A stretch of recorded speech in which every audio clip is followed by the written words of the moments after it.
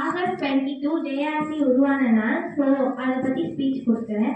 ஜேஆர்சியோட father வந்து Henry doughnut. Henry doughnut வந்து எப்படி ஜேஆர்சியை உருவாக்குனாருன்னா, அவரோட அப்பா வந்து பெரிய செல்வந்தராக இருக்காரு. அந்த நாட்டிலேயே அவங்க வந்து ஹென்ரி டூனட் ஃபேமிலி வந்து பெரிய செல்வந்தராக இருக்காங்க.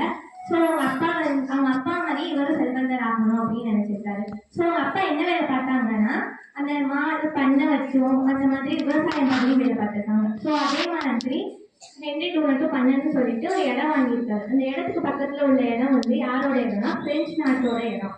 ஸோ அந்த இடத்துல வந்து பிரெஞ்சு நாட்டோட இடம். அந்த இடத்துல வந்து ஒரு தண்ணி பைப் வைக்கணும் அப்படின்னு சொல்லிட்டு பக்கத்து இடத்து வழியாக தானே பைப் கொண்டு வர முடியும். ஸோ அதே மாதிரி பைப் கொண்டு வரணும் அப்படின்னு சொல்லிட்டு பிரெஞ்சு அரசாங்கத்துல நிறைய தட்டி கேட்டும் அவருக்கு வந்து ரெஸ்பான்ஸ் இல்லாததுனால பிரெஞ்சு நாட்டுக்கே கிளம்பி போறாரு. கிளம்பி போகிறது வந்து இத்தாலி வழியா போயிருக்காரு. ஸோ இத்தாலியில வந்து ஒரு போர் நடந்திருக்கு, சொலப்பீனா அப்படிங்கிற போர் நடந்திருக்கு.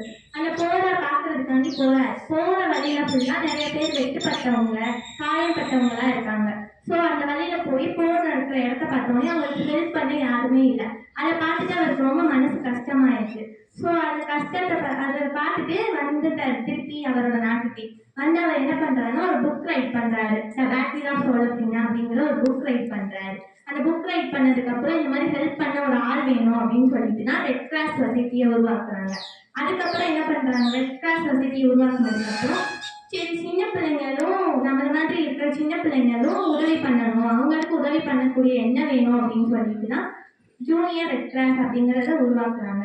ஸோ நம்ம ஜேஆர்சில இருந்து எல்லாருக்கும் உதவி பண்ணுவோம். தேங்க்யூ.